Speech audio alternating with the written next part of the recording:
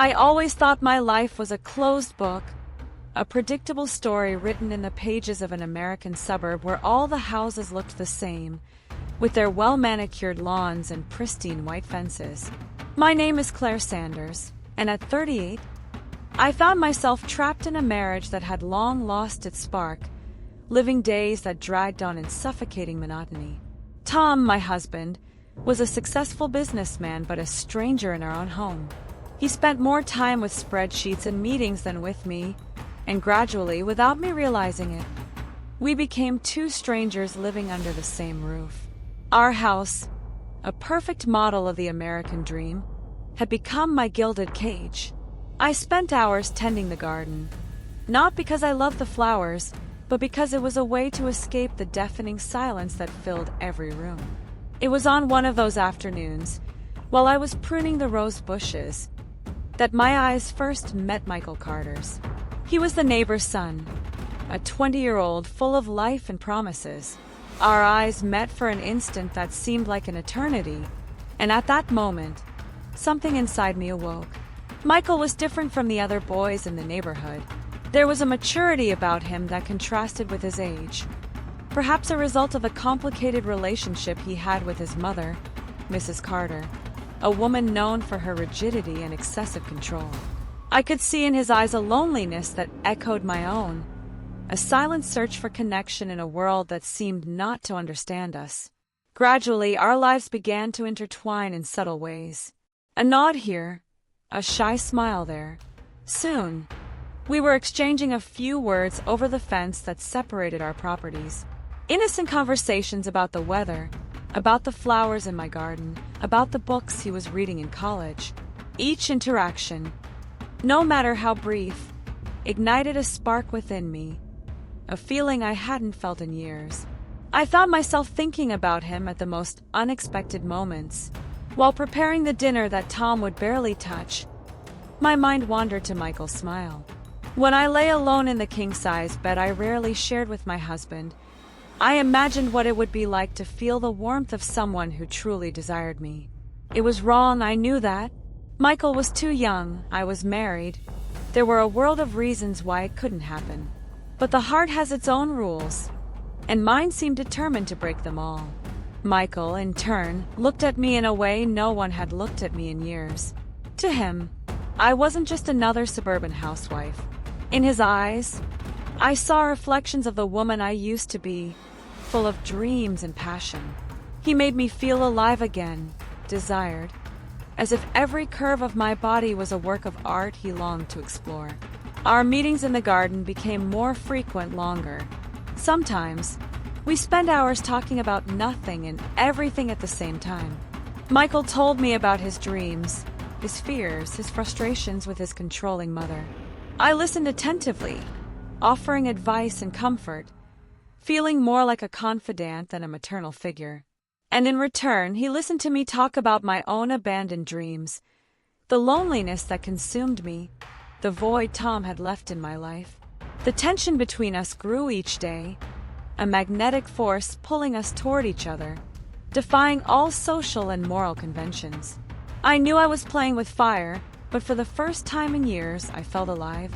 The danger, the adrenaline, the forbidden desire, all made me feel as if I were waking from a long sleep. It was on a particularly hot summer afternoon that everything changed.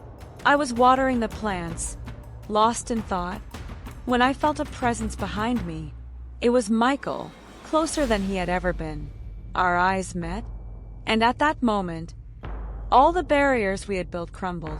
His hand touched mine, a soft, almost imperceptible touch, but one that sent waves of electricity through my entire body. Time stopped. The world around us disappeared. It was just the two of us, trapped in that moment of pure and irresistible connection. I could feel his heart beating as fast as mine, his accelerated breath mingling with mine. There was so much desire in his eyes, so much repressed passion, that I felt consumed by him. In that instant, I knew there was no turning back. Whatever happened next would change our lives forever. Part of me wanted to retreat, to return to the safety of my monotonous but predictable life. But a larger part, a part one had silenced for so long, screamed for me to give in to this feeling, to embrace this chance to feel something real again. Michael took a step forward, eliminating the little space that still remained between us. His hand slowly rose, caressing my face with a tenderness that made me close my eyes. When I opened them again, I saw in him a reflection of all my desires and fears. We were on the edge of a precipice, ready to dive into something that could destroy or save us. The consequences of our actions hung over us like a dark cloud. I thought of Tom, how this would affect him, how it would change the dynamics of the entire neighborhood. I thought of Mrs. Carter, how she would react if she knew her son was involved with a married woman almost twice his age. But above all, I thought of myself, the woman I had been and the woman I could become if I had the courage to follow my heart. Michael, with his youth and impetuosity, seemed less concerned about the consequences. For him, this moment was everything. His eyes shone with a mixture of adoration and desire that made me feel like the most special person in the world. In his arms, I wasn't just Claire Sanders, the bored housewife. I was a woman desired, admired, alive. As we stood there, on the verge of crossing a line from which we could not return, 1,000 thoughts raced through my mind. I knew that what we were about to do was wrong in the eyes of society, but for the first time in years, something in my life felt right. The connection we shared went beyond physical attraction. It was a mutual understanding, a meeting of lonely souls in search of something more. The distant sound of a car parking broke the enchantment of the moment. We quickly pulled apart, aware of where we were and what had almost happened. Michael gave me one last look full of unspoken promises before hurrying back to his house. I stood there, in the middle of my garden, my heart pounding furiously, my mind a whirlwind of conflicting emotions. That night, lying next to Tom, who as always was absorbed in his tablet reviewing reports, I couldn't stop thinking about Michael. How his hands had touched me with such reverence, how his eyes had truly seen me. I knew I was on the verge of something dangerous, something that could destroy everything I knew. But I also knew I couldn't go back. The taste of that forbidden passion, that burning desire, had awakened something in me that I thought had been dead for a long time. The days that followed were a delicate dance between desire and fear. Michael and I continued to meet, always under the guise of casual conversations between neighbors. But there was an underlying current in every interaction, a slow fire that threatened to consume everything in its path. Every exchanged look, every accidental touch was laden with promises and possibilities. I found myself torn between duty and desire, between the life I had built and the life I longed to have. Tom remained distant, immersed in his work, barely noticing the subtle changes in my behavior. Sometimes, I wondered if he would even care if he knew what was happening right under his nose.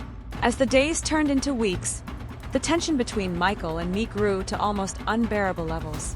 Every time we saw each other, it was as if the world around us disappeared. I found myself inventing excuses to be in the garden, hoping to catch a glimpse of his face, to hear his voice. And Michael, with all the passion and impulsivity of youth, could barely hide his desire for me. It was on a particularly hot summer night that everything changed. Tom had gone on yet another of his endless business trips, leaving me alone with my thoughts and desires. I was on the porch, watching the stars and thinking about how my life had come to this point, when I saw Michael approaching. There were no words, no hesitation. One moment we were meters apart. The next, we were in each other's arms, years of repressed desire exploding in a passionate kiss. In that instant, I knew there was no turning back. Everything I knew, everything I was about to change. And for the first time in years, I wasn't afraid of the future. I was ready to dive headfirst into this new life, no matter the consequences. With Michael, I felt alive again, ready to rediscover the woman I had forgotten I could be. As we lost ourselves in each other, under the starry sky of that seemingly quiet suburb, I knew we were writing the first chapter of a story that would change our lives forever. A story of forbidden passion, of second chances, of hearts that refused to settle for less than what true love deserves.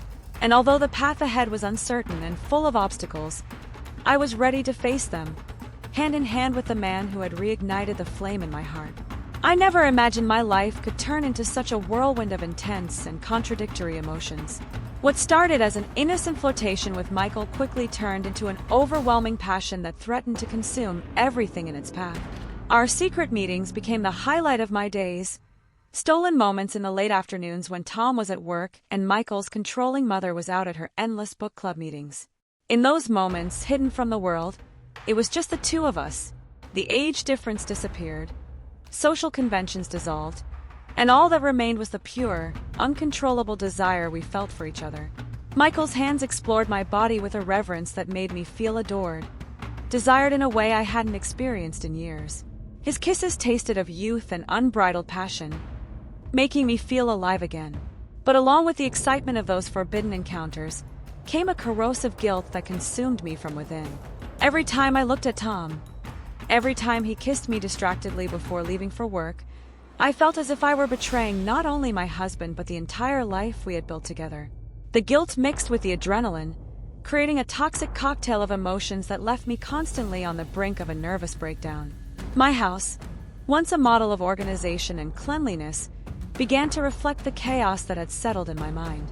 Clothes went unpressed, dust accumulated on the furniture, and the meals I used to prepare with such care became quick and tasteless dishes.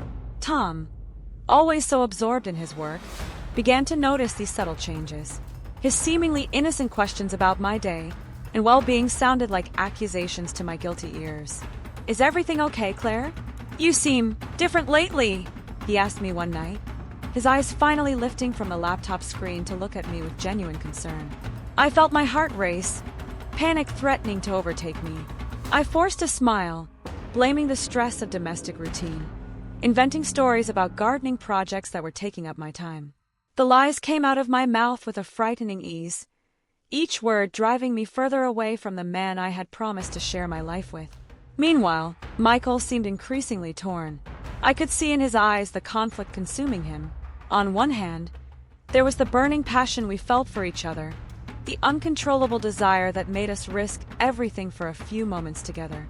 On the other, there was the harsh reality of our situation, me, a married woman almost twice his age. Him, a young man with his whole life ahead of him, trapped in a relationship that had no future. His friends began to notice changes in his behavior. The cheerful and sociable Michael everyone knew gave way to a thoughtful and distant young man. He canceled plans at the last minute, always with vague excuses that convinced no one. I knew he was isolating himself, getting lost in this web of secrets and lies we had woven together. The tension reached a breaking point when Mrs. Carter, Michael's mother, began asking questions. Her sharp eyes missed nothing, and she had noticed how often her son and I talked over the fence. What once seemed like an innocent friendship between neighbors was now under scrutiny. "Michael, dear," I heard her ask one day, her voice laden with suspicion. "You and Mrs. Sanders seem very close lately. Is there something you want to tell me?" The panic I felt upon hearing those words was indescribable. I imagined our secret being exposed, the devastating consequences it would have for all of us. Michael denied it vehemently, of course. He invented stories about how I was helping him with a college project, how our conversations were purely casual and friendly. But I could feel the distrust growing, the tension building like storm clouds on the horizon. It was at that moment, pressured by the fear of discovery and the guilt eating away at me from within, that I suggested to Michael that we end it. The words came out of my mouth almost against my will, each syllable causing me physical pain. "This can't continue, Michael," I said, my voice trembling. "We both know this will only end in disaster." Michael's reaction took me by surprise. His eyes, always so full of adoration, now shone with a mixture of anger and despair. "No," he said, his voice low and intense. "We can't end it. I love you, Claire. I can't live without you." The intensity of his words frightened me. I had forgotten how intense emotions can be at 20, how first love can feel like the only love. In that moment, I realized that what had started as a pleasurable secret, an escape from the monotony of my life, had turned into something much more dangerous. The obsessive look in Michael's eyes made me realize we were on the edge of a precipice, and the slightest misstep could lead us to a fall from which there would be no recovery. The days that followed were a nightmare of anxiety and paranoia. Every look from Tom, every question from Mrs. Carter, every message from Michael left me on high alert. I found myself jumping at the slightest noise, fearing that at any moment our charade would be exposed. Michael, in turn, seemed increasingly unstable. His messages oscillated between passionate declarations of eternal love and veiled threats of what he would do if I left him. I found myself trapped in a web of my own making, unable to escape without causing irreparable damage to everyone around me. At night, lying next to Tom, I wondered how I had gotten to this point. How a simple search for excitement and connection had turned into this nightmare of secrets and lies. I looked at the man next to me, the man I had promised to share my life with, and felt a mixture of guilt and resentment. Guilt for what I was doing to him, resentment for him not having noticed my unhappiness before it reached this point. As summer gave way to fall, I felt I was living on the brink of a nervous breakdown. Each falling leaf seemed a reminder of time passing, of the inevitable moment when everything would come to light. I knew I couldn't maintain this charade much longer, but I also saw no way out that wouldn't result in pain and destruction for everyone involved. Michael became more possessive each day, demanding more of my time, more of my attention. His messages woke me in the middle of the night. His casual appearances when I was in the garden became more frequent and less discreet. I could feel the neighbors' eyes, the raised eyebrows, the barely disguised whispers. Tom, always so absorbed in his work, began asking more questions. He noticed my distraction, my lack of interest in the things that once excited me. "Claire, are you sure everything's okay?" he asked with increasing frequency, his eyes finally lifting from the spreadsheets and reports to truly see me. This belated attention, which I once would have welcomed with joy, now only increased my guilt and fear. Mrs. Carter, with her eagle eyes and sharp tongue, seemed to be everywhere. Her seemingly innocent questions about my marriage, about my friendship with her son, were like sharp knives ready to expose our lie. I found myself stammering responses, inventing increasingly elaborate excuses, feeling cold sweat run down my back with each interaction. Amid all this chaos, I found myself losing not only control of the situation but also of myself. The Claire I knew, the strong and independent woman I used to be, seemed to have disappeared, replaced by the scared and paranoid version that barely recognized her reflection in the mirror. On a particularly tense afternoon, after yet another heated argument with Michael about the future of our relationship, I found myself standing in the middle of the living room, looking at the family photos on the walls. Photos of Tom and me in happier times, smiles frozen in a time that now seemed so distant. It was at that moment that the reality of the situation hit me with full force. I had created the situation, in my search for excitement, for an escape from the monotony of my life. I had put at risk not only my marriage but the life of a young man who had barely begun to live. Michael, with all his passion and intensity, deserved more than to be the dirty secret of a married woman. And Tom, despite all his flaws, didn't deserve the betrayal I had perpetrated. It was in that moment of clarity that I made a decision. This couldn't continue. No matter how much it hurt, no matter the consequences, I needed to put an end to this madness before it destroyed us all. With trembling hands, I picked up my phone and typed a message to Michael. "We need to talk. This ends now." As I waited for his response, my heart pounding so hard I could hear it, I knew I was about to face the storm I had created. The future was uncertain, full of possible pain and recriminations. But for the first time in months, I felt a glimmer of hope.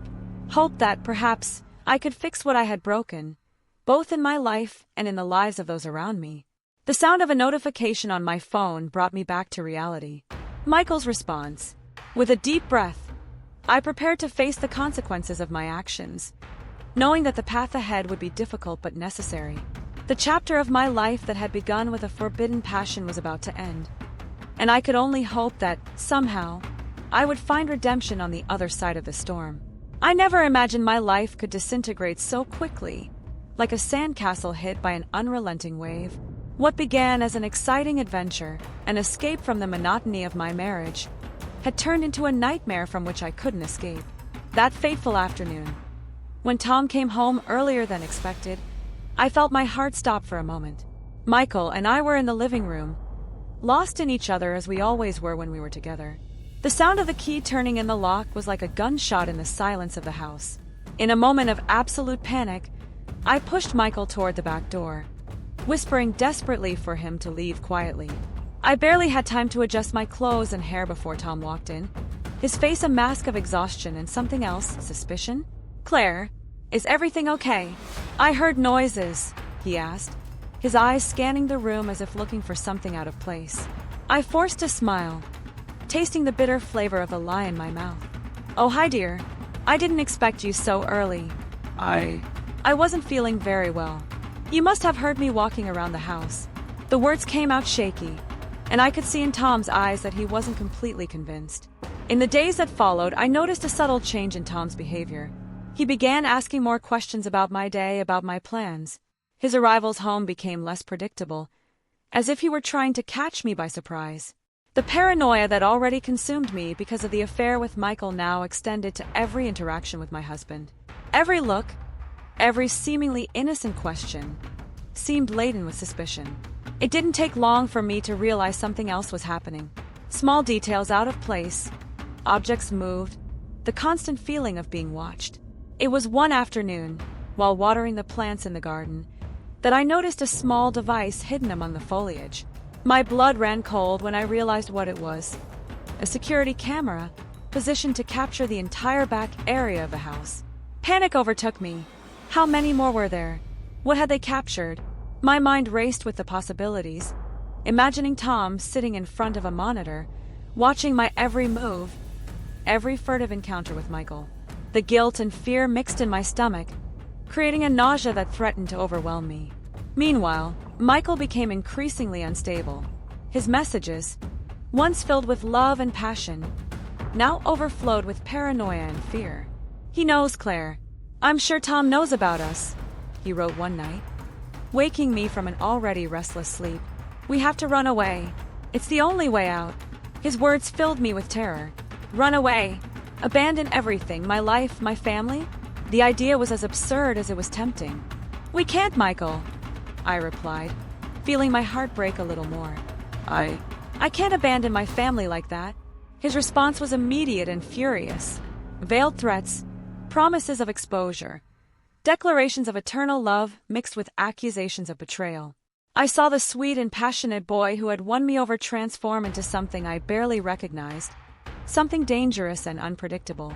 It was in this moment of despair that fate decided to turn the screw once more. Mrs. Carter, ever vigilant, discovered the messages on Michael's phone. I imagined the horror in her eyes as she read the words exchanged between her son and the married neighbor, almost 20 years older. She wasted no time confronting him, her voice echoing through the house in a mix of anger and disappointment. "How could you, Michael? With Mrs. Sanders? She's married, for God's sake. She's old enough to be your mother." Her words reached me through the open window, each syllable like a dagger to my chest. "I'm going to tell Tom everything. He deserves to know what kind of woman he has as a wife." The fear I felt at that moment was unlike anything I had ever experienced. It wasn't just the fear of being discovered, of losing my marriage, my reputation. It was an existential fear. The fear of seeing my entire life crumble around me, of losing not only what I had but who I was. The days that followed were a blur of anxiety and paranoia. Every time the phone rang, every time the doorbell sounded, I expected to see Tom there, his eyes full of accusation and disgust. Or worse, to see Mrs. Carter, ready to expose my sins for the entire neighborhood to hear. Michael continued to pressure me to run away, his messages oscillating between desperate pleas and veiled threats. It was on a rainy afternoon, the sky as gray as my mood, that I realized something had changed. Tom came home early again, but this time there was something different in his eyes. It wasn't the usual suspicion, nor the usual distraction. It was something colder, more calculated. He barely spoke to me during dinner, his eyes fixed on some distant point, as if he were planning something. That night, unable to sleep, I went downstairs in search of a glass of water. That's when I saw him, sitting in the office, the bluish light of the computer illuminating his face in an eerie glow. On the screen, images that made my heart stop. Me and Michael in the garden in each other's arms. The cameras, he had seen everything. What scared me, however, wasn't the discovery itself. It was the expression on Tom's face. There was no anger, no pain, not even surprise. There was only a cold, calculating calm, as if he were solving a particularly complicated problem at work. In that moment, I understood that whatever came next would be far worse than any scenario I had imagined. Silently, I returned to the bedroom, my mind a whirlwind of thoughts and emotions. What would Tom do with this information? Confront me? Expose my infidelity to everyone? Or worse, was he planning some kind of revenge against Michael? The uncertainty was a torment worse than any accusation. Lying in bed, staring at the ceiling, I replayed every decision that had brought me to this point. Every furtive encounter with Michael. Every lie told to Tom. Every moment of passion that now seemed so empty and foolish in light of the consequences. How could I have been so selfish, so blind? The sound of rain against the window was like a constant reminder of the storm that was about to break over my life. I knew that, when the sun rose, nothing would be the same. The castle of lies I had built was about to collapse, and I had no idea how, or if I would survive the fall. As the hours of the night dragged on, my mind raced with possible scenarios, each worse than the last. I imagined Tom confronting me, his words laden with hurt and anger. Or worse, him simply leaving the house without a word, leaving me to deal with the consequences of my actions alone. And Michael, what would happen to him? The thought of Tom doing something to hurt him filled me with a cold terror. As the sky began to lighten, bringing with it the promise of a new day, I found myself doing something I hadn't done in years, praying. Praying for forgiveness, for a chance to fix what I had broken, for a way out of this labyrinth of lies and betrayals I had created. When I heard Tom moving downstairs, preparing for another day of work as if nothing had changed, I felt a wave of nausea overwhelm me. How could he act so normally knowing what he knew? What was he planning? I forced myself to get up, to dress, to go downstairs as if it were just another normal day. Tom was in the kitchen making coffee. His eyes met mine for a brief moment, and what I saw in them chilled me to the bone. There was no anger, no accusation. There was only a cold, calculating determination. In that instant, I understood that the game had changed completely. "Good morning, Claire," he said, his voice surprisingly calm. "Did you sleep well?" The normality of the question, contrasting with the whirlwind of emotions inside me, almost made me crumble right there. How to respond? How to act? "Yes, thank you," I managed to murmur, my voice betraying my inner turmoil. Tom just nodded, his eyes never leaving mine as he took a sip of his coffee. The silence between us was deafening, laden with all the unspoken words, all the truths that threatened to explode at any moment. When he finally spoke again, his words were like a dagger to my heart. "You know, Claire," he began, his voice still terribly calm, "I always thought we had a good marriage, that we trusted each other, that we were happy." He paused, his eyes narrowing slightly. "But I guess I was wrong, wasn't I?" In that moment, I knew my world was about to collapse. The castle of lies I had built with such care was about to fall, and I had no idea how, or if I would survive the rubble. All I could do was brace myself for the impact, knowing that whatever came next would change my life forever. I never imagined my life could turn into such a nightmare so quickly. Tom's words that fateful morning echoed in my mind as I spent the day in a constant state of anxiety, waiting for the inevitable confrontation. But Tom, always so predictable, surprised me once again. Instead of the explosion of anger I expected, he maintained a frightening, almost inhuman calm. It was later that afternoon that I realized something was wrong. Tom had left work earlier, something unusual for him, and his behavior was strange.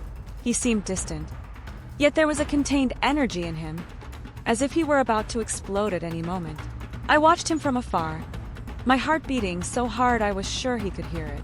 The sound of a notification on my phone startled me. It was a message from Michael. "I'm on my way. We need to talk. It'll be the last time, I promise." My blood ran cold. I hadn't arranged any meeting with Michael. In fact, I had been avoiding him for days, desperately trying to put some distance between us. It was then that the terrible reality hit me. Tom. He must have used my phone while I slept, sent a message posing as me. Panic took hold of me. I needed to stop Michael from coming. I needed to warn him somehow. But before I could do anything, I heard the sound of a car parking in front of the house. My heart stopped. It was too late. From the living room window, I saw Michael approaching the door, his face a mixture of anxiety and determination. He had no idea what awaited him. I wanted to scream, to warn him to run, but my voice seemed trapped in my throat. All I could do was watch, horrified, as he rang the doorbell. The sound echoed through the house like a harbinger of disaster. Tom, who was in the kitchen, moved with a frightening calm toward the door. His eyes met mine for a brief moment, and what I saw in them chilled me to the bone. There was no anger, no pain. There was only a cold, calculating determination. When Tom opened the door, the shock on Michael's face was palpable. For a moment, no one moved, the air thick with tension. Then, in a voice I barely recognized, Tom spoke. "Come in, Michael. I think we have a lot to talk about." Michael, caught completely off guard, hesitated for a moment before entering. His eyes scanned the room, searching for me, a mixture of confusion and fear on his young face. When he finally saw me, standing in the corner of the room like a statue, I saw the understanding of what was happening spread across his features. Tom closed the door with a soft click, the sound echoing in the silent room like a sentence. "So," he began, his voice dangerously calm, "you thought you could just walk into my house and destroy my family?" The words came out like sharp blades, cutting the air between them. Michael, to his credit, didn't try to deny it. He stood there, shoulders slumped, guilt evident in every line of his body. "Tom, we didn't mean to hurt anyone. It was a mistake, I know that now." Michael's words seemed to ignite something in Tom. In an instant, all the calm he had maintained disappeared, replaced by a fury I had never seen before. "A mistake!" he roared, advancing toward Michael. "You call fucking my wife for months on end a mistake." Before I could react, Tom grabbed Michael by the shirt, pushing him against the wall with force. The sound of the impact made me flinch, finally breaking the trance I was in. "Tom, no!" I screamed, running toward them. "Please stop!" But it was as if my voice didn't exist. Tom and Michael were trapped in their own bubble of anger and guilt, words giving way to punches and shoves. I desperately tried to separate them, my hands pulling, pushing, but it was useless. Years of resentment and betrayal exploded before my eyes, and I was powerless to stop them. It was then that it happened. Amid the chaos of the fight, Michael, in panic and without thinking, pushed Tom with all the strength he could muster. For a moment, time seemed to slow down. I saw Tom stagger backward, his feet tripping over each other. I saw his eyes widen in surprise and fear as he realized he was falling. And then, with a dull thud that echoed through the room, his head hit the edge of the coffee table. The silence that followed was deafening. Tom lay motionless on the floor, a trickle of blood running from his temple. Michael, his face pale as a ghost, looked at his own hands as if he didn't recognize them. And I was frozen, unable to process what had just happened. It was Michael who moved first. With a look of pure terror, he turned toward the door, ready to flee. It was at that moment that my body finally responded. "No!" I screamed, my voice choked by the sobs I hadn't realized had begun. "Michael, please don't go. We need to help him." My words seemed to hit him like a slap. He stopped, his hand already on the doorknob, and slowly turned to me. What I saw in his eyes broke my heart. He was no longer the passionate and full-of-life young man who had won me over. He was a scared, lost boy who suddenly found himself in a situation far beyond his capacity to handle. "Claire," he whispered, his voice trembling, "what have we done?" The reality of the situation finally hit me with full force. Tom, my husband, the man I had promised to spend the rest of my life with, was lying on the floor, possibly gravely injured. And all because of a series of selfish choices I had made. The guilt consumed me like a fire, threatening to suffocate me. With trembling legs, I approached Tom. My fingers, cold with fear, searched for his pulse. The relief I felt at finding a heartbeat was momentary, quickly replaced by a new panic. What would we do now? Calling an ambulance would mean explaining what had happened. The police would be involved. Our lives as we knew them would be over. "Michael," I called, my voice firmer than I felt. "We need to get him to the hospital. Now." The young man nodded mechanically, still in shock.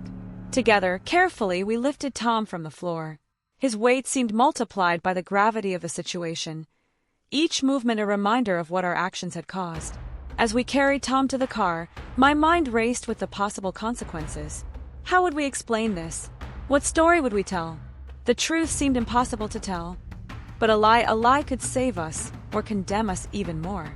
In the back seat of the car, with Tom's head in my lap, I watched Michael drive, his hands gripping the steering wheel so tightly that his knuckles were white. The silence between us was heavy, laden with guilt, fear, and regret. The streets passed in a blur, each traffic light, each corner bringing us closer to the hospital and the moment when we would have to face the consequences of our actions. Looking at Tom's pale face, a wave of emotions hit me. Anger for him having set up this situation, guilt for being the cause of all this, fear of what the future held for us, and, surprisingly, a love I thought I had lost long ago. Despite everything, despite the distance that had grown between us, despite my betrayal, I realized I still loved him. And now, that love was mixed with a regret so deep it threatened to tear me apart. When we finally arrived at the hospital, the reality of the situation hit us with full force. The bright lights of the emergency room, the hum of voices and equipment, everything seemed surreal. As the doctors took Tom, asking questions I could barely answer, I found myself trapped between the desire to tell the truth and the instinct to protect myself and Michael. "What happened?" asked a nurse, her eyes alternating between me and Michael, who seemed about to collapse at any moment. It was then that I realized the story we told now would define the rest of our lives. A lie could save us from prison, but it would condemn us to live with this weight forever. The truth could destroy everything. But perhaps it was the only path to redemption. With a heavy heart and a dry throat, I looked at Michael, seeking in his eyes some guidance, some sign of what we should do. What I saw was a reflection of my own fear and confusion. We were on the edge of a precipice, and the decision we made in the next seconds would determine not only our future but also who we were as people. Taking a deep breath, I turned to the nurse, ready to speak. The words that would come out of my mouth at that moment would change everything. It would be the end of one life and the beginning of another, for better or for worse. With one last look at Michael, who now seemed so young and vulnerable, I opened my mouth, ready to face the consequences of our actions, whatever they might be. The truth, as painful as it was the only possible path. Not for me, not for Michael, but for Tom, who lay unconscious, a victim of a web of lies and betrayals I had woven. It was time to take responsibility, to face the storm I had created. With a trembling but determined voice, I began to tell our story, knowing that each word brought us closer to an uncertain but perhaps finally honest future. I never imagined a single moment could change everything so drastically. The doctor's words still echoed in my ears, cold and impersonal. "I'm sorry, Mrs. Sanders. We did everything we could, but your husband didn't survive his injuries." Tom was dead. The reality of that sentence hit me like a punch to the stomach, leaving me breathless, without ground. The days that followed passed in a blur of police interrogations, suspicious looks, and whispers from the neighbors. What was initially treated as a tragic domestic accident soon began to raise suspicions. The questions became more incisive, the looks more accusatory. I could feel the walls closing in around me, the truth threatening to come to light at any moment. Michael and I found ourselves trapped in a web of lies that became more complex each day. Each new detail we invented to cover up the truth seemed to sink us even further. I could barely look at him without feeling a toxic mix of guilt, regret, and a love that now seemed so wrong, so destructive. It was on a particularly tense afternoon that Mrs. Carter appeared at my door, her eyes shining with a fierce determination. "I know what you did," she said, her voice trembling with contained anger. "If you don't tell the truth to the police, I will. I won't let my son bear the consequences of your actions alone." Her words were like a bucket of cold water, waking me to the gravity of the situation. I knew we couldn't continue this charade much longer. The guilt was eating away at me from within, robbing me of sleep, of peace. Every time I closed my eyes, I saw Tom's face, his accusatory eyes haunting me even in my dreams. It was with a heavy heart that I decided to confess part of the truth to the police. I told them about the affair, about how Tom had found out, about the confrontation. But I lied about the push, claiming it had been an accident, a moment of panic from Michael that had tragic consequences. Part of me hoped this would be enough to ease my conscience while still protecting Michael. But fate had other plans. Michael was arrested, charged with involuntary manslaughter. Seeing that young man I had loved so intensely being taken away in handcuffs, his eyes full of fear and betrayal, was like feeling my heart being ripped from my chest. I wanted to scream, to confess everything, to take the blame. But fear paralyzed me, and all I could do was watch in silence as he was taken away. The trial was a nightmare. Every sordid detail of our affair came to light, exposed for all to see. I found myself on the witness stand, forced to relive every moment of our forbidden passion, every lie, every furtive encounter. The community that once welcomed me now looked at me with disdain and disgust. I was no longer Claire Sanders, the devoted wife and friendly neighbor. I was now the adulteress, the homewrecker, the indirect cause of my own husband's death. The prosecutor's words still echo in my mind. Ladies and gentlemen of the jury, before you is not just a young man who made a tragic mistake. There is a couple who, in their selfish pursuit of pleasure, destroyed a family and took a life. Claire Sanders may not have pushed her husband, but her actions led directly to this tragic outcome. When the sentence was read, condemning Michael to years in prison, I felt as if it were I who was being sentenced. In a way, it was. While he would face the cold walls of a cell, I was condemned to live with the weight of my choices, surrounded by the memories of everything I had lost and destroyed. The days that followed the trial were an exercise in survival. Every step outside the house was a trial. The looks of disdain, the barely disguised whispers, the doors that closed when I approached. The neighborhood that once was my home now felt like a minefield of judgments and silent accusations. Night after night, I found myself sitting in the dark living room of our house, my house now, reliving every moment that brought us here. The first exchanged look with Michael over the garden fence, the first furtive touch, the first stolen kiss that ignited a fire that consumed everything in its path. Each memory, once so sweet, now poisoned by guilt and regret. I thought of Tom, of how our marriage had deteriorated so silently that I barely noticed. If I had paid more attention, if I had tried harder to reconnect, perhaps none of this would have happened. The bitter irony of realizing the value of what we had only after losing it did not escape me. And Michael, oh Michael, his young face, now hardened by the reality of prison, haunted me. I wondered how he was dealing with all this, if he blamed me, if he still thought of me. Part of me wanted to visit him, to explain, to ask for forgiveness. But what right did I have? I, who had dragged him into this situation and then abandoned him to face the consequences alone. The nights were the worst. The silence of the empty house was deafening, filled only with the echoes of a life that no longer existed. Sometimes I woke up screaming, sweating cold, certain I had heard Tom's footsteps in the hallway or Michael's laughter coming from the garden. But it was just the wind, or perhaps the ghosts of my own guilt.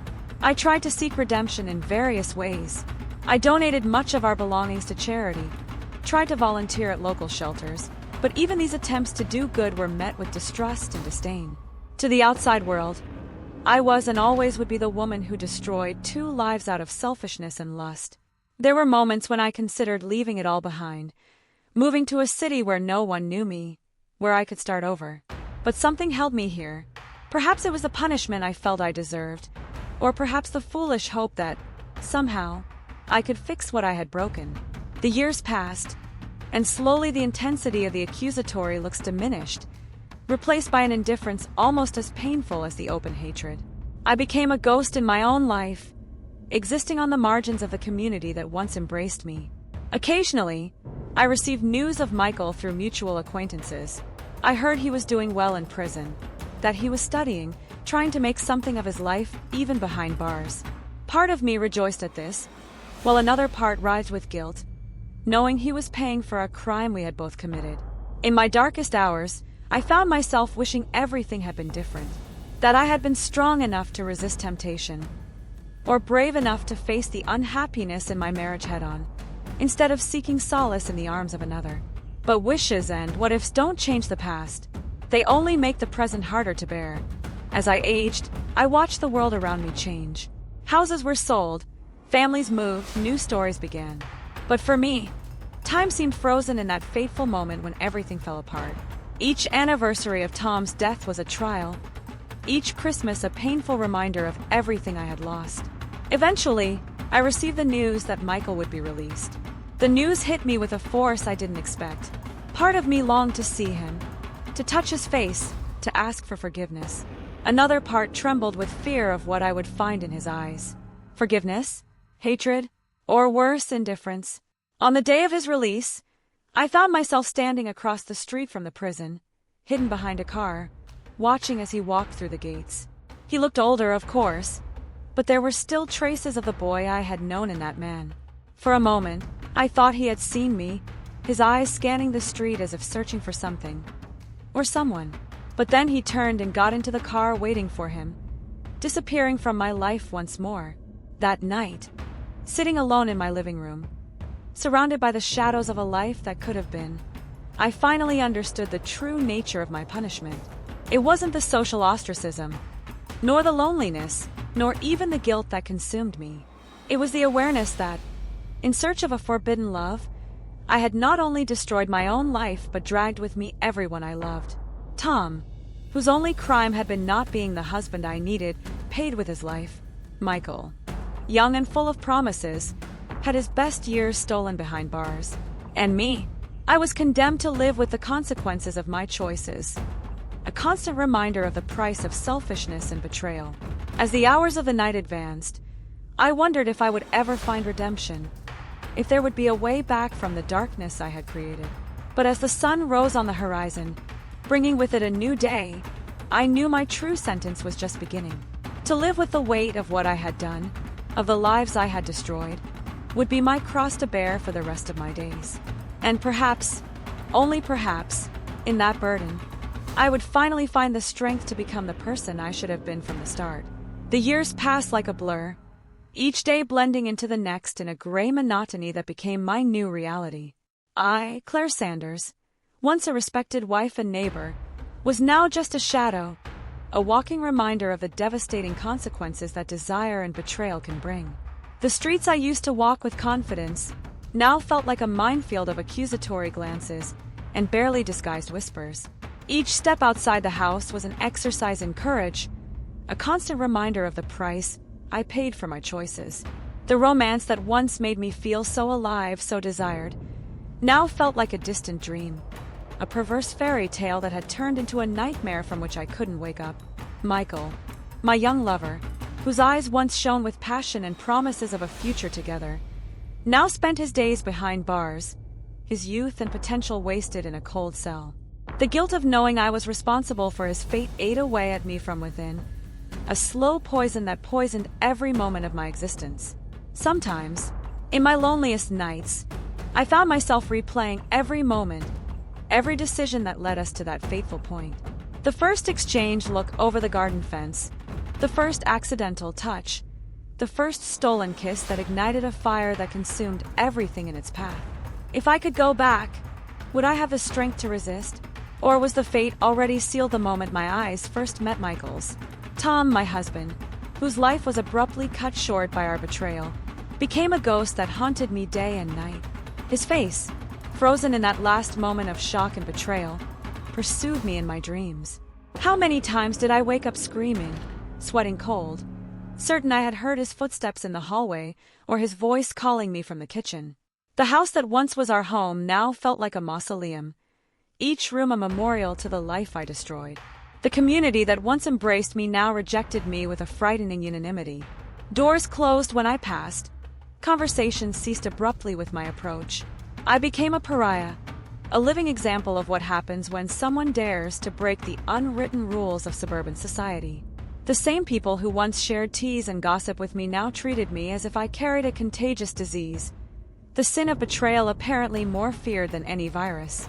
Michael, oh Michael, his youth and vitality, which once made me feel so alive, were now a cruel reminder of what I had stolen from him. Each passing birthday, each milestone he missed behind bars, was a stab to my already shattered heart. I constantly wondered how he was, if he hated me, if he still thought of me. Part of me wanted to visit him, to beg for forgiveness, to explain, but what right did I have? I, who had dragged him into this situation and then abandoned him to face the consequences alone. Mrs. Carter, Michael's mother and my former neighbor, became my most fervent accuser. Her eyes, once full of veiled suspicion, now overflowed with pure and relentless hatred. Each time our paths crossed, I could feel the weight of her silent curse.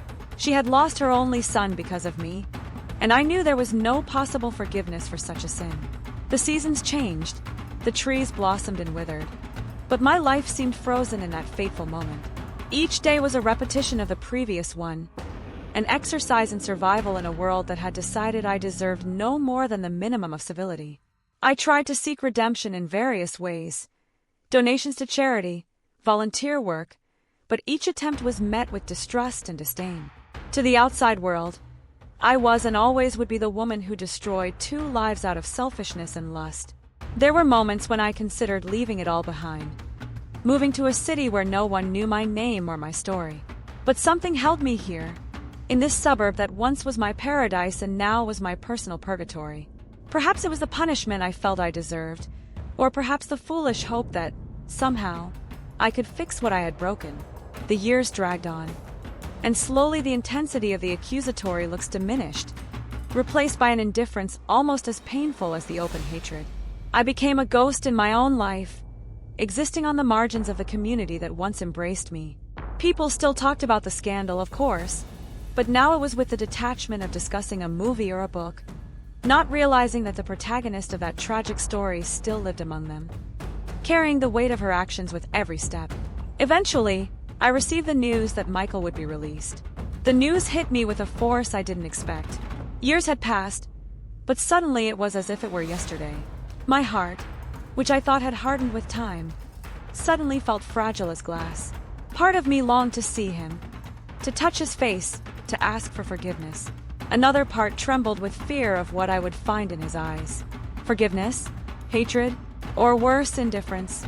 On the day of his release, I found myself standing across the street from the prison, hidden like the coward I had become. I watched as he walked through the gates, older, harder, but still carrying traces of the boy I had known and loved. For a moment, our eyes met, and it was as if time had stopped. All the love, the passion, the guilt, and the regret passed between us in that brief instant. Then he turned and got into the car waiting for him, disappearing from my life once more, this time forever.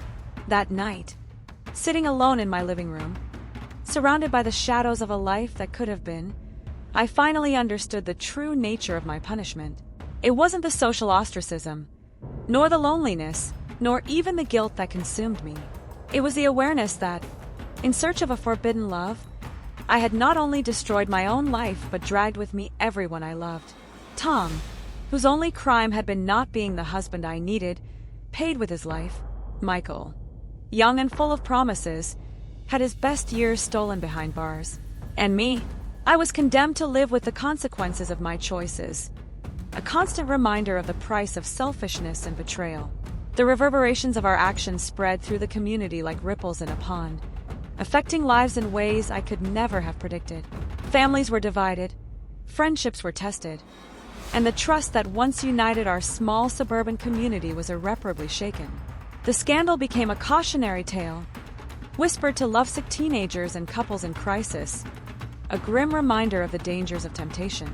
As the sun set that day, marking the end of yet another chapter in our tragic story, I wondered if I would ever find redemption, if there would be a way back from the darkness I had created. But as the stars began to the night sky, I knew my true sentence was just beginning. To live with the weight of what I had done, of the lives I had destroyed, would be my cross to bear for the rest of my days. And so, I, Claire Sanders, once beloved wife and respected neighbor, now a pariah in my own community, prepare to face the years to come. Each day will be a reminder of what I lost, of what I destroyed. But perhaps, only perhaps, in that burden, I will finally find the strength to become the person I should have been from the start. For if there is a lesson to be learned from all this tragedy, it is that love, when tainted by betrayal and selfishness, has the power to destroy not only lives but entire souls, and that the price of a moment of passion can be a lifetime of regret.